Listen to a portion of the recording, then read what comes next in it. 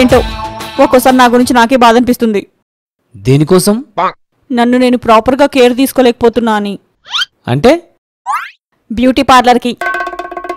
నా ఫ్రెండ్స్ అందరూ time to time పార్లర్స్కి వెళ్తారు. ఫేషియల్, మ్యానిక్యూర్, పెడిక్యూర్, వ్యాక్సింగ్, ఇంకేంటో ఏంటో ఏంటేంటో. చూడు గౌతమి, నువ్వే పార్లర్కి పోవాలన్నావో, ఏం చేపించుకోవాలన్నా చేపించుకో, నీకెన్ని పైసలు కావాలన్నా తీసుకోవో. కానీ ఒక్కసారి నేను చెప్పేది కూడా విను. మళ్ళీ ఏంటి? నీ దోస్తుల గురించి నాకు తెలియదు, కానీ నీకు తెలుసా ఆ దేవుణ్ణి నేను ఎంత అందంగా పుట్టించిండో? ఊరికే అంటున్నావు కదా.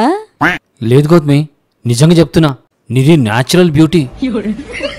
ఎప్పుడైనా కొంచెం టైం దొరికినప్పుడు ప్రాపర్గా నిన్ను నువ్వు అద్దంలో చూసుకో. ఏంది ఇంత అందంగా ఉన్నానా అని నీ అందానికి నీకే దమా ఖరాబ్ అవుతుంది. నిజంగానా? నేను ఎప్పుడైనా అబద్ధం ఆడినప్పుడు చూసినావా?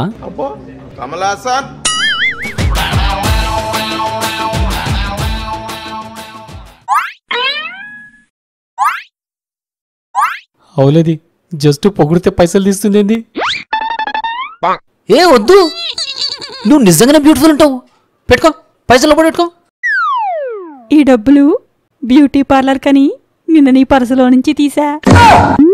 మంచి మనసుతో వద్దంటున్నావు కాబట్టి దీంతో శారీస్ కొనేస్తా.